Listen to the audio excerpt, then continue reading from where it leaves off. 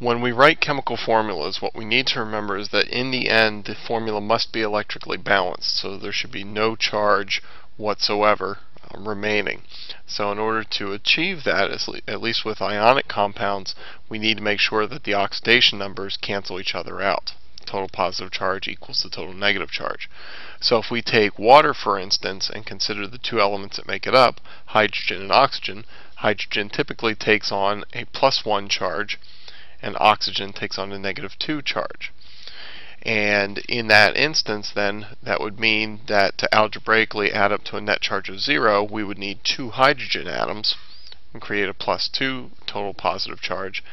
And the oxygen, the one oxygen, having a -2 charge, when we add the +2 and the -2 together, we come out with a net charge of 0.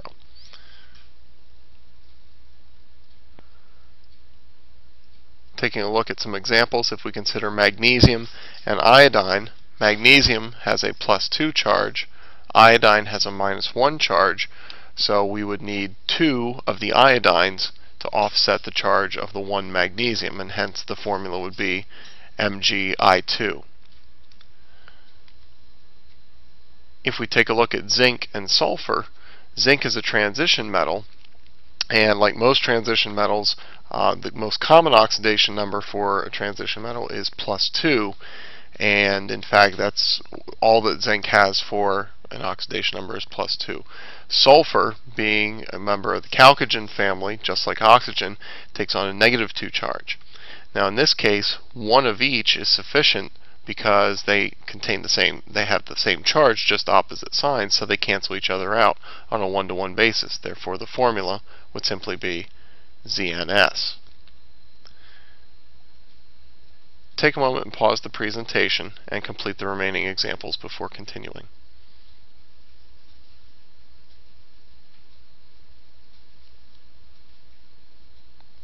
If we take a look at cobalt and fluorine, cobalt has a +2 charge, fluorine -1, resulting in a formula of COF2. Aluminum and oxygen, aluminum has a +3 charge, oxygen has a -2 charge. And so at first glance it would appear that we need more oxygens to offset the positive charge, but we can't do that with a whole number, at least not without altering both of the elements. And so when you have an even-odd combination of charges, +3 of aluminum, -2 of oxygen, sometimes the easiest way to get the correct formula algebraically is to think about the least common multiple. And the least common multiple of 2 and 3 is 6. So to get to a target of 6, we would need 2 aluminum atoms, and we would need 3 oxygen atoms to get a +6 and a -6, which would balance out to a net charge of 0. And therefore our formula for aluminum oxygen would be Al2O3.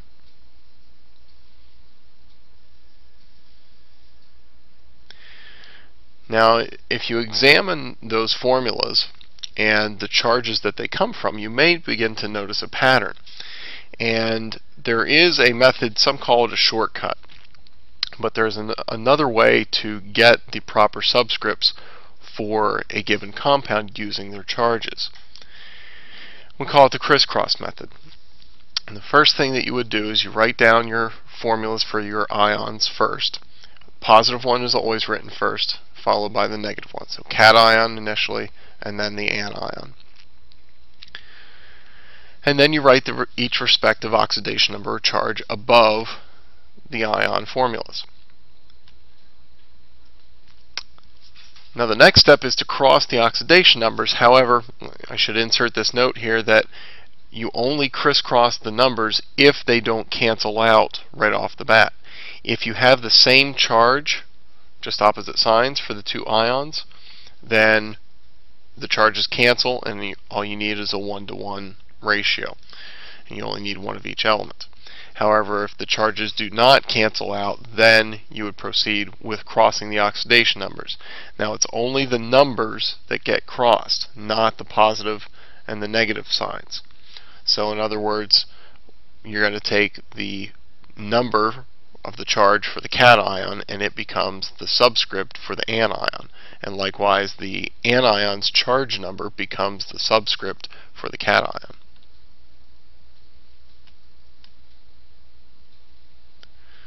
So if we consider calcium and chlorine, calcium has a +2 charge, whereas chlorine, being a halogen, has a -1 charge. The charges do not cancel, so we proceed with the crisscross, and we get the formula CaCl2. And we can always check algebraically to make sure that it comes out to a net charge of 0. 2 times the -1 would be -2. 1 calcium with a +2 charge would be +2. +2, -2 cancel. If we consider aluminum and oxygen with the Criss-Cross method, aluminum has a +3 charge, oxygen has a -2 charge, and when we crisscross those, we get the formula Al2O3, which again we can verify algebraically. At this point, pause the presentation briefly and complete the remaining examples, and then restart the presentation.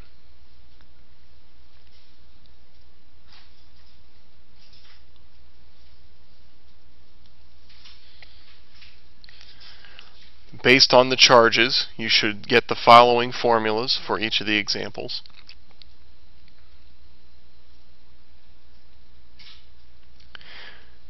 Now sometimes the cations, the positively charged ions, will have more than one oxidation number. Typically we find this of the transition metals and a few other metals as well, tin and lead being the most notable examples. And so in the name for compounds containing these multivalent ions, or when we are just writing formulas from ion names, the oxidation number, the charge for that given ion in that particular instance, is denoted with a Roman numeral inside parentheses, and this is written after the name of the positive ion. And so this is actually kind of nice because you don't have to recall or look up the oxidation number that you should be using with that given cation. You simply use the number that is in parentheses. In the first example, we have iron 3, so the 3 as a Roman numeral in parentheses is telling us that we are using iron with a +3 charge. And we're going to combine that with oxygen. So iron has a +3 charge, oxygen has a -2 charge, and whether you use the algebraic method or the Criss-Cross method is totally a personal decision. But when you have again the +3 and the -2, if you're doing algebraically, you're looking for least common multiple, which again would be 6. If you're doing the Criss-Cross method, you'll come to the same conclusion, which is that you would get Fe2O3 as a formula. Tin 4 and sulfur. This is a good example where if you use the Criss-Cross method, you need to be careful. Remember, the first thing you check for is, do the charges cancel? If they cancel right off the bat, then you don't need to crisscross. You just write down one of each symbol, and that's the formula. If they don't cancel, then you crisscross. But the last thing you need to check when using the Criss-Cross method is, will the subscripts reduce? Because if we have tin with a +4 charge and sulfur with a -2 charge, algebraically, we know that we need 2 sulfurs to cancel out 1 tin, and hence the formula would be SnS2. If we do the Criss-Cross method and we crisscross the charges, we would get SN2S4. And if we examine those subscripts, we see that they can be reduced. And so the Criss-Cross method is good. It can be a viable shortcut, but there are a couple things that you have to watch for. Do the charges cancel right off the bat? And also, after you crisscross, can the charges reduce? If they can, you must reduce them. And so the proper formula for tin 4 and sulfur would be SnS2. Take a few moments, pause the presentation, and complete the remaining examples, and then restart the presentation.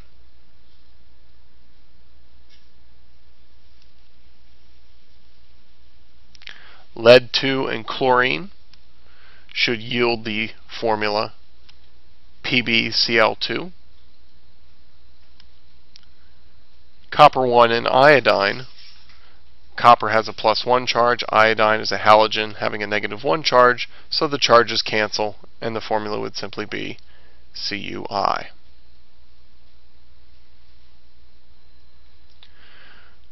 When polyatomic ions are involved in the formulas, we need to remember that that grouping of atoms is treated as a single particle, and this presents an issue with formula writing when it becomes necessary to indicate the presence of multiple instances of a given polyatomic ion, because we don't want to mix up the subscript that is indicating how many of that polyatomic ion we need and any subscripts that might be a part of the polyatomic ion formula itself. And so whether you use the algebraic method or the Criss-Cross method, if it becomes apparent that you're going to have a subscript of 2 or more that is going to apply to the polyatomic ion, then before you put that subscript down, you need to encase the formula of the polyatomic ion in parentheses first and put the subscript, the Criss-Cross subscript or the algebraic subscript, outside of the parentheses. You must remember that the subscripts of the polyatomic ions themselves are off limits. Under no circumstances should you be changing those subscripts.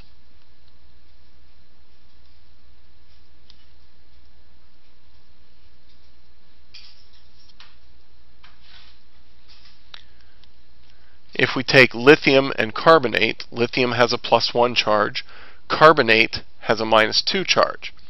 So we need 2 lithiums to offset that negative charge, and hence the formula would be Li2CO3. No parentheses are needed around carbonate because the +1 of lithium, the 1 is understood. However, with something like copper 2 and nitrate, copper has a +2 charge, nitrate NO3 has a -1 charge. And so we need 2 nitrates to offset the charge of the copper. And so when we indicate that, we don't want to put the 2 right next to the 3 of nitrate. That would look like we had 32 oxygens. So to make sure that we understand that we need 2 of the nitrate ions, the NO3s, we put the NO3 in parentheses followed by the 2 outside of the parentheses. Please pause the presentation for a moment and complete the remaining examples, and then restart the presentation.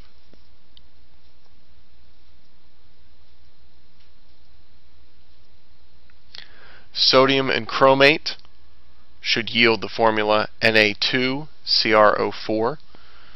Remember, you do not reduce subscripts that are involved in polyatomic ions.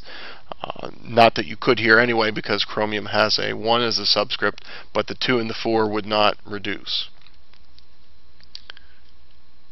Strontium thiosulfate would yield the formula SrS2O3.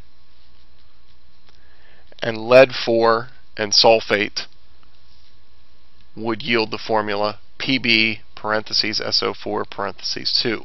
Here again is an example where if you crisscross the charges, you would get Pb2 and then parentheses SO4 parentheses and a 4 outside of that.